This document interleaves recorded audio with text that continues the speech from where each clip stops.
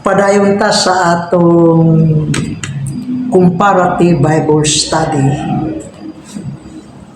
Sa miagi atong nasayran nga niya natakaroon sa dispensation of grace.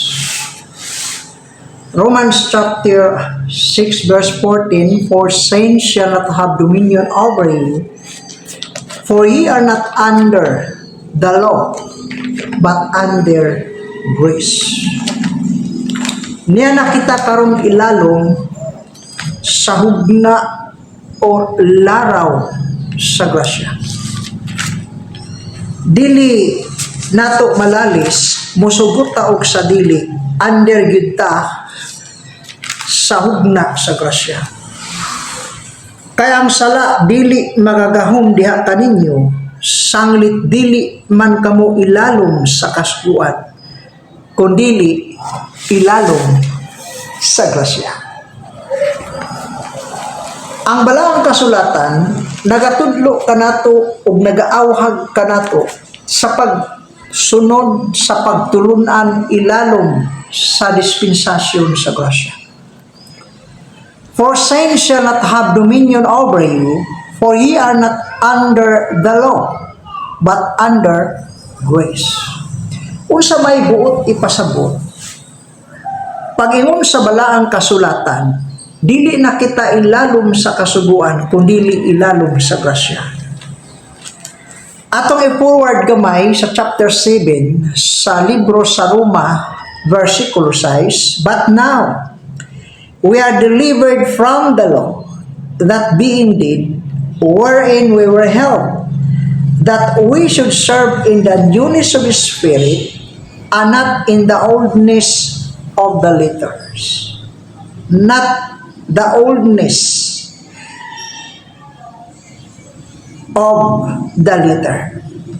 Ang buot ipasabot, nga wala na ta mailalom sa karaang sinulat. Kung nahisulat man ang karaang sinulat sa Old Testament, gisulat kini aron sa pagtuon nato karon ug atong mahibaluan kung unsa ang mga pagtulunan sa karaang panahon sa ilalom sa daang tugod. Pero kadto nga mga pagtulunan ug balaod ilalom sa karaan, ang mga tao niining panahon nato karon ilalom sa hugna o laraw or dispensasyon sa grasya, dili na kita ilalom sa mga pagturunan ni adtong karaang sinulat. Mao kana ang buot ipasabot. Sa Roma kapitulo 7 versikulo 6, apan gipahigawas na kita karon gikan sa kasuguan. Unsang klase nga kasuguan? Ipadayon nato. Mga patay na kita ngadto sa nagulipon kanato, aron mag-aalagad kita diha sa bag-ong kinabuhi sa espiritu ug dili sa ilalom sa karaang sinulat nga kalagdaan. Unsa pananglitan nga example or panag-ingnan nga giisgutan sa karaang sinulat nga kalagdaan, sama sa Exodus kapitulo 20, sama sa Deuteronomio kapitulo 5, Leviticus kapitulo 11. Daghan pang nahisulat, Malakias kapitulo 3. Daghan mga sinulat sa karaang panahon, sa karaang tugon, nahisulat kini para sa kanila, niadtong nailalom. Apan, kita nga nailalom na nga tao sa hugna o sa laraw sa grasya, dili na kita ilalom ni adtong karaang sinulat o karaang balaod nga nahisulat sa karaang tugon. Sa Roma kapitulo 3 versikulo 19, nagkanayon, now we know that what things soever the law saith, it is to them who are under the law. Bisan unsay gisulat sa kasuguan na nahisulat kini na niadtong nailalom, bisag unsay gisulti sa balaod o kasuguan, kini siya gisulti niadtong nailalom sa kasuguan. Atong nahunaw, nga niining panahon sa grasya o hugna sa grasya, dili kita ilalom sa karaang balaod. Niya na kita ilalom sa hugna sa grasya o laraw sa grasya. But now we are delivered from the law, that being dead wherein we were held, that we should serve in the newness of the Spirit, and not in the oldness of the letter. Sa ato pa, niining panahon sa grasya o hugna sa grasya, ang atong apostol dito gipial ang mga pagtulunan para sa atong panahon karon, ilalom sa dispensasyon o hugna sa grasya. Sa Efeso Kapitulo 3, versikulo 1, nag-ingon si Apostol Pablo, "For this cause I, Paul, the prisoner of Jesus Christ for you Gentiles, if ye have heard of the dispensation of the grace of God, which is given me to you word." Kinsa ang gitugyanan or gipialan sa dispensasyon sa grasya? Si Apostol Pablo. Ang mga pagtulunan nga nadawat ni Apostol Pablo, iya kining nadawat sa dihang naglakaw siya sa dalan sa Damascus. Unya, gisultian siya ni Kristo sa atong Ginoong sa Kristo nga, "Sulod ka sa dakong syudad ug didto igatugan ko ang dapat o kinahanglan ni imong pagabuhaton." Sa ato pa, ang gitugyanan sa mga pagtulunan sa dispensasyon sa grasya si Apostol Pablo. Dili ang unang mga apostoles, dili si Pedro, kundi si Apostol Pablo. Unya sa versikulo kapitulo 9 sa libro sa Buhat, versikulo 5, "Og siya mingon, kinsa ka ba, Ginoo? Og siya mitubag, ako mao si Jesus, ang imong ginalutos. Apan bumangon ka og sumulod ka sa syudad ug didto igatug-an kanimo ang kinahanglanong pagabuhaton."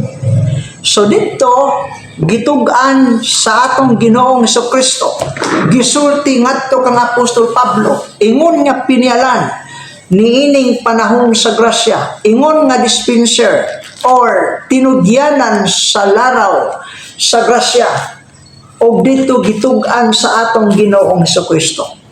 Sa versikulo 5, "And he said, Who art thou, Lord? And the Lord said, I am Jesus whom thou persecutest. It is hard for thee to kick against the faith."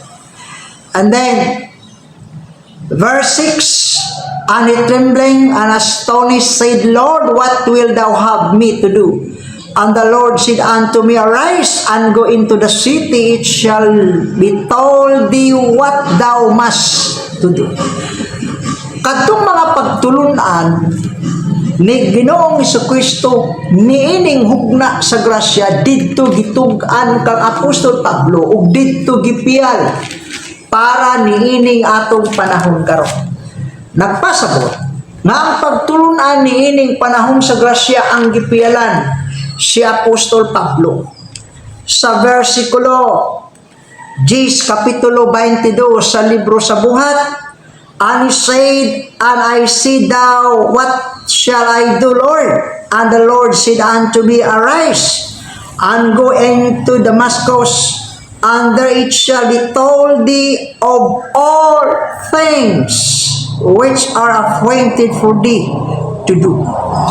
Sa ato pa, ang pagtulunan niining hugna sa grasya o laraw sa grasya, ang gipialan niini mao si Apostol Pablo. Ang mga pagtulunan nga iyang nadawat kini ni Apostol Pablo directly gikan sa atong Ginoong sa Kristo, wa giagi og laing tao. Dili gikan kang Pedro, dili gikan kang Juan, kung dili ang pagtulunan sa atong Ginoong sa Kristo diretsong gihatag gipial ngadto kang Apostol Pablo. Galacia Kapitulo 1, versikulo 1, si Pablo, apostol kinsang pagka-apostol, dili gikan sa mga tao ni pinaagi tao, kundi pinaagi kang Kristo o sa Dios nga Amahan, nga nagbanhaw kaniya gikan sa mga patay. Versikulo 11, Kay buot ko masayra ninyo mga igsoon nga ang maayong balita nga akong giwali dili tawhanong maayong balita. Kay wala ko kinidawata gikan og taon ni gikatudluan ako mahitungod niini kundili pinaagi sa pagpadayag gikan kang Hesukristo. Klaro mga igsoon nga ang pagtulunan niining panahon sa grasya ang gipialan si Apostol Pablo. Ang apostol niining dispensasyon sa grasya ang atong apostol nga si Pablo wa gipial sa unang mga apostoles. Nagpasabot nga lahi ang pagtulunan ilalom sa karaang panahon, ilalom sa panahon ni Juan Bautista, ilalom sa panahon ni Ginoong Jesucristo ug sa 12 ka apostoles, managlahi dunay kalainan nga mga pagtulunan niining atong panahon karon, ilalom sa laraw sa grasya. Atong basahon ang unang Timoteo kapitulo 1 bersikulo 11. Sumala sa gikatugyan kanako sa mahimayaong balita sa dalaygon nga Dios. Si Apostol Pablo siya ang gitugyanan gihimong dispenser o stewardship sa laraw sa grasya. Kapitulo 2 unang Timoteo bersikulo 7. Nagkanayon alang niini ako gikatudlo nga magwawali og apostol. Ako nagasugilon sa tinuod ako wala magbakak aron sa pagpanudlo sa mga hintil mahitungod sa pagtuo o sa kamatuoran. Atong dungagan ikaduhang Timoteo kapitulo 1 bersikulo 11. Alang sa maong maayong balita ako gipahimutan nga magwawali og apostol o magtutudlo. Si Apostol Pablo siya ang apostol niining ilalom sa hugna sa grasya. Dili tong 12 ka mga apostoles. Ang 12 ka apostoles ang ilang gidalang maayong balita sa gingharian nga ang muto pagaharian ni Kristo diri sa yuta, pagpanahon sa pagkabanhaw, banhawon ang nangamatay nga namituo sa maayong balita sa gingharian, o katong wala mamatay. Pagahukman sila tapos muban kay ang Kristo sulod sa usa ka libo ka tuig magahari dinhi sa yuta. Pero ang pagtulunan ilalom sa dispensasyon sa grasya nga gipial ngadto kang Apostol Pablo, buhat kapitulo 20 bersikulo 24 nagkanayon, hinoon ang akong kinabuhi wala ko isipa nga bilinhon alang kanako basta lamang matuman ko ang akong pagpaningkamot ug ang katungdanan nga akong nadawat gikan sa Ginoong Hesus sa pagpamatuod sa maayong balita sa grasya sa Dios. Nagpasabot nga niata karon ilalom sa dispensasyon sa grasya. Ang mga pagtulunan niya dapat natong sundon ang pagtulunan ni Ginoong Jesucristo sa didto na siya misaylo pa sa tanang kalangitan. Unya gitawag niya si Apostol Pablo didto gipial ang mga pagtulunan niining atong panahon karon ilalom sa dispensasyon sa grasya. Unya si Pablo mao'y gipialan sa maayong balita and therefore siya ang gitawag natong amahan sa maayong balita. Unang Korinto kapitulo 4 bersikulo 14 hangtod sa 15. Direkta 15 kay bisan pa kung dili maisip ang gidaghanon sa inyong mag-aagap diha kang Kristo. Dili daghan ang inyong mga amahan, kay ako nahimong inyong amahan kang Kristo Jesus, pinaagi sa maayong balita. Akong balikon, niata karon sa ilalom sa dispensasyon or laraw o hugna sa grasya. Ang hugna sa grasya ang gipialan si Apostol Pablo. O kining mga tao nga mituo sa maayong balita nga gipial ni Kristo ngadto kang Apostol Pablo, ang maayong balita sa grasya. Pagmutuo siya, silyuhan siya, patikan siya sa balaang espiritu.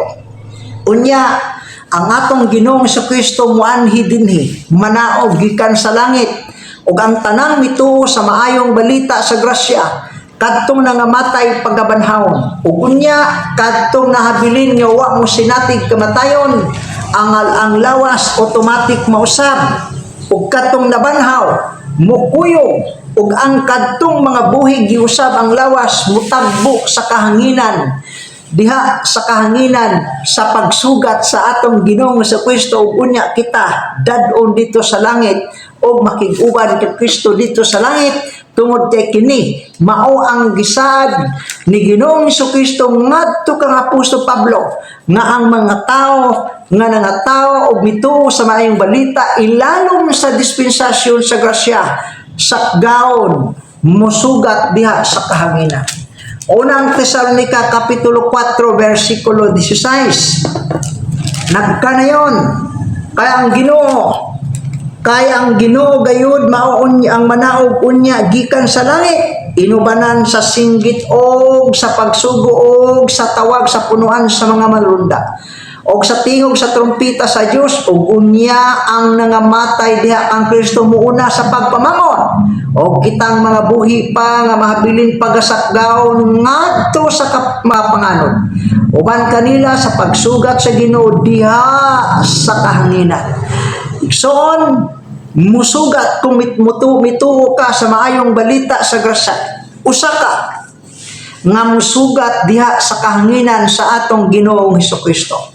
Ang tanang nangamatay diha kang Kristo banhawon, ug ang tanang mga wa mo sinatig kamatayon, automatic ang atong lawas alisdan og lawas nga dili na madunot. I-change sa usa ka pagpamilok. I-change ang atong lawas sama sa lawas ni Kristo, tapos siya mabanhaw.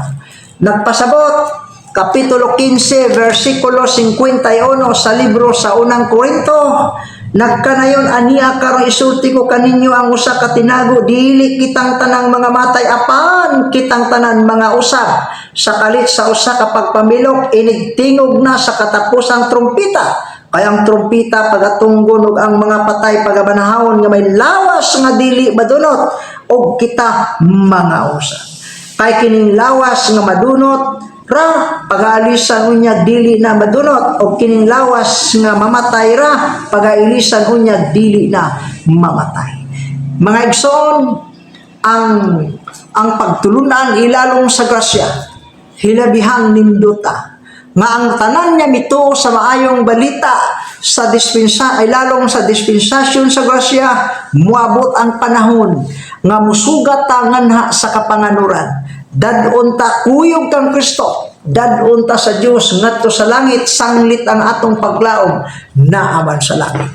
Kolosas kapitulo 1 versikulo 5, ang atong destinasyon gitugan o gisulti ni Apostol Pablo tungod sa paglaom nga gitagana alang kaninyo diha sa langit. Kini maong paglaom inyong nadungog kaniadto pinaagi sa pulong sa kamatuoran sa maayong balita. Asa daw ang atong paglaom? Dito sa langit, dili dinhi sa yuta. Pilipos kapitulo 3 versikulo 20. Apan kita mga lumulupyo sa langit ug gikan niini atong ginapaabot ang manuluwas ang Ginoong Kristo. Siya mao ang magausab sa atong timawa nga lawas aron kita mahisama sa iyahang mahimayaong lawas.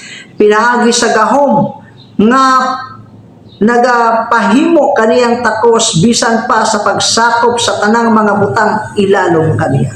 Karon mga higalag, mga kaigsuunan, ang pagtulunan ilalong sa hugna o dispensasyon sa grasya ipasalig kini ngadto kang Apostol Pablo nga gipiya ni Ginoong Kristo directly sa didto si Apostol Pablo sa dalan sa Damascus, o gihimo siyang usa ka magawali, usa ka apostolis, usa ka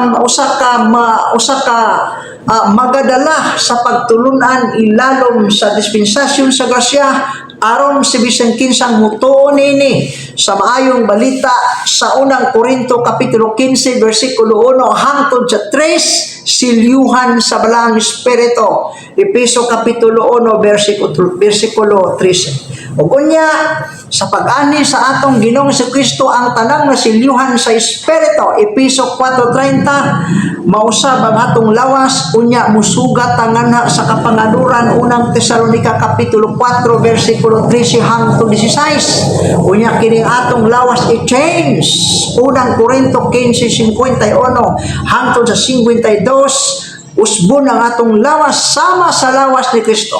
Pilipos 3, versikulo 20 hangtod sa 21. Akong balikot, niata karon sa ilalom sa dispensasyon sa grasya.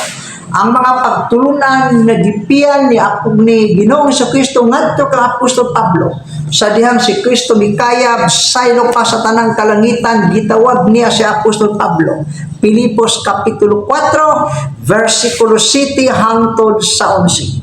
O hinaot unta nga kini nga mga pagtulunan makahatag kaninyo og dugang nga impormasyon og hagit sa pagsusi og dugang pang pagtuon sa mga pagtulunan gikan sa balaang kasulatan. Usbon ko, salamat sa inyong pagpaminaw.